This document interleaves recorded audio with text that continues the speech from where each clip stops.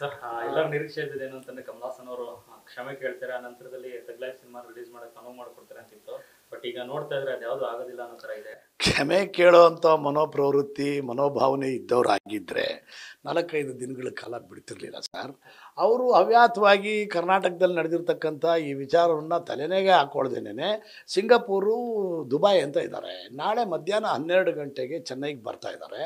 ಅದಕ್ಕೆ ಸಂಬಂಧಪಟ್ಟಂಥ ನಿರ್ಮಾಪಕರು, ಹಂಚಿಕೆದಾರರು ಮತ್ತು ನಮ್ಮ ಕರ್ನಾಟಕದ ಹಂಚಿಕೆದಾರರು ವೆಂಕಟೇಶ್ ಅವರು ಪ್ರತಿಯೊಬ್ಬರು ನಾಳೆ 12 ಗಂಟೆಗೆ ಅಲ್ಲಿ ಒಂದು ಸಭೆಯನ್ನು ಮಾಡಿ ಆ ಸಭೆಯಲ್ಲಿ ಔಟ್ಪುಟ್ ಏನು ಬರುತ್ತೆ ಅನ್ನೋದನ್ನು ನೋಡಿಕೊಂಡು ಮುಂದೆ ಏನು ಮಾಡಬೇಕು ಅನ್ನೋದನ್ನು ತೀರ್ಮಾನಕ್ಕೆ ಬರ್ತೀವಿ ಅನ್ನೋದನ್ನು ನನಗೆ Ravi Kottarakara South Indian film chamber of commerce president, ಹಾಗೆ ನೆನ್ನೆ ಅವರು ಫಿಲ್ಮ್ ಇದು ನಮ್ಮ ಇದು ನಮ್ಮ FFI film federation of India ಅದಕ್ಕೂ ಕೂಡ ಪ್ರೆಸಿಡೆಂಟ್, ಅವ್ರ ಜೊತೆಲಿ ಇವತ್ತು ಬೆಳಗ್ಗೆನೂ ಕೂಡ ಮಾತಾಡಿದೆ.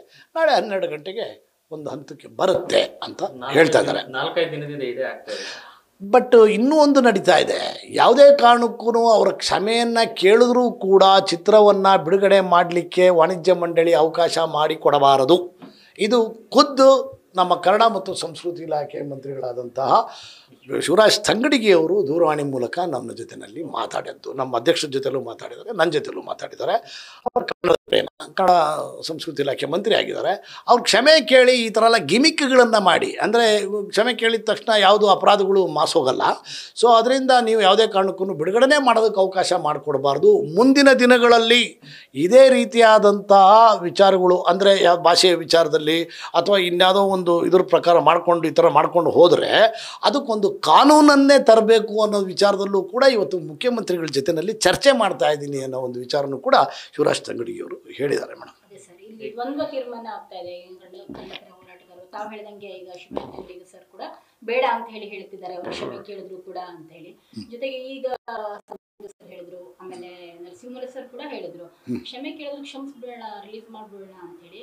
ಆಮೇಲೆ ವೆಂಕಟೇಶ್ ಅವರು ಹಣ ಕೂಡ ವಾಪಸ್ ಇನ್ನೂ ನೀಡಿಲ್ಲ ಅಂತ ಹೇಳಿ. ಇದೇನು ಅಂದರೆ ಅರ್ಥ ಆಗುತ್ತೆ ಸರ್, ಹಣಕ್ಕಿಂತ ಯಾವುದು ಮುಖ್ಯ ಅಲ್ಲದೆ ಇರ್ಬೋದು, ಆದ್ರೆ ವಿಚಾರಕ್ಕೆ ಯಾಕೆ ಒಂದು ತೀರ್ಮಾನಕ್ಕೆ ಬರ್ತಾ ಇಲ್ಲ? 4 ದಿನ ಇದೆ ಹಾರ್ಡ್ಲಿ. ಬಲವಾಗಿ ಈಗ ಪ್ರದರ್ಶಕರು ಎಲ್ಲ ಪ್ರತಿಯೊಬ್ಬರು ಕೂಡ ನಾವು ನಮ್ಮ ಥಿಯೇಟ್ರ್ಗಳಲ್ಲಿ ಆ ಚಿತ್ರವನ್ನು ಬಿಡುಗಡೆ ಮಾಡಲ್ಲ ಅನ್ನೋದನ್ನು ಸ್ಪಷ್ಟವಾಗಿ ಹೇಳಿದ್ದಾರೆ.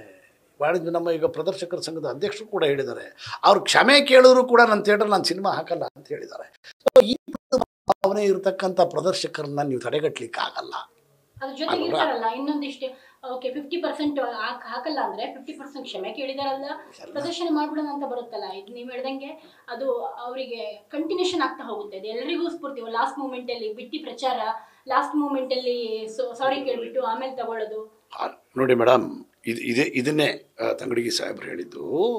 ಈ ರೀತಿ ಚಿತ್ರಕ್ಕೆ ಪ್ರಚಾರವನ್ನು ಗಿಟ್ಟಿಸ್ಕೊಳ್ತಕ್ಕಂತಹ ಗಿಮಿಕ್ಗಳನ್ನೇನ ಮಾಡ್ತಾ ಇದ್ದರೆ ನಾವು ಯಾವುದೇ ಕಾರಣಕ್ಕೂ ಆ ಚಿತ್ರ ಬಿಡುಗಡೆ ಆಗೋದಕ್ಕೆ ನಾವು ಅದಕ್ಕೆ ಅವಕಾಶ ಮಾಡಿಕೊಡಲ್ಲ.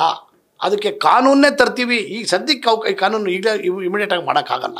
ಬಟ್ ಅದನ್ನು ಬಿಡುಗಡೆ ಮಾಡಬೇಡ್ರಿ ಅಂತಕ್ಕಂಥ ಒತ್ತಡವನ್ನು ಒಂದು ಸರ್ಕಾರನೇ ಮಾಡಿದಾಗ, ಮತ್ತು ಅಭಿವೃದ್ಧಿ ಪ್ರಾಧಿಕಾರ, ಕನ್ನಡ ಅಭಿವೃದ್ಧಿ ಪ್ರಾಧಿಕಾರ ಅವರಿಂದನೂ ಕೂಡ ಆ ಥರದ ಒಂದು ಹೇಳಿಕೆಗಳು ಬಂದಾಗ, ಮತ್ತು ಇನ್ನು ಎಲ್ಲ ಕನ್ನಡ ಪರ ಸಂಘಟನೆಯವರು ಎಲ್ಲರದ್ದು ಒತ್ತಾಯ ಇದ್ದಾಗ ವೈಯಕ್ತಿಕವಾಗಿ ಬಿಡುಗಡೆ ಮಾಡೋದು ಅಷ್ಟು ಸಮಂಜಸವಲ್ಲ. ಒಂದು ಕಾನೂನು ಮತ್ತು ವ್ಯವಸ್ಥೆಗೆ ಧಕ್ಕೆ ಆಗತಕ್ಕಂಥ ಕೆಲಸನೂ ವಿಚಾರಗಳು ನೋಡಬೇಕಲ್ಲ ಮೇಡಮ್, ಪ್ರತಿಯೊಂದನ್ನು ನೋಡಬೇಕಲ್ವಾ. ಇದೆಲ್ಲ ಒಂದು ಕಡೆ ಅಡ್ಡಗೋಡೆ ಮೇಲೆ ದೀಪ ಇಟ್ಟಂಗೆ ಆಯಿತು.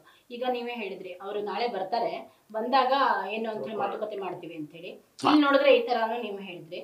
ಈಗ ಏನು ಸರ್ ಸ್ಪಷ್ಟವಾಗಿ ಅವರು ಕ್ಷಮೆ ಕೇಳಿದ್ರು ಕರ್ನಾಟಕದಲ್ಲಿ ತಗ್ಲೈಫ್ ರಿಲೀಸ್ ಆಗಲ್ಲ ಅನ್ನೋದಾ ಮೇಡಮ್? ಅದು ನಾಳೆ 12 ಗಂಟೆ ಮೇಲೆ ಗೊತ್ತಾಗುತ್ತೆ ಮೇಡಮ್. ಬಟ್ ಸರ್ಕಾರ ಏನಾದರೂ ಗಟ್ಟಿ ನಿರ್ಧಾರವನ್ನು ತಗೊಂಡ್ರೆ ನಾವು ಸರ್ಕಾರದ ವಿಚಾರಕ್ಕೆ ತಲೆ ಬಗ್ಗಿಸಲೇಬೇಕಾಗ್ತದೆ. ಬಿಡುಗಡೆ ಮಾಡಬೇಡ್ರಿ ಅಂತ ಆಲ್ರೆಡಿ ತಂಗಡಿಗೆಯವರು ಹೇಳಿದ್ದಾರೆ, ಅದಕ್ಕೆ ನಾವು ಭದ್ರಾಗಿರಲೇಬೇಕಾಗ್ತದಲ್ಲ madam. Thank you. News first ನಿರ್ಭೀತಿಯಿಂದ ನಿಮ್ಮ ಪರವಾಗಿ.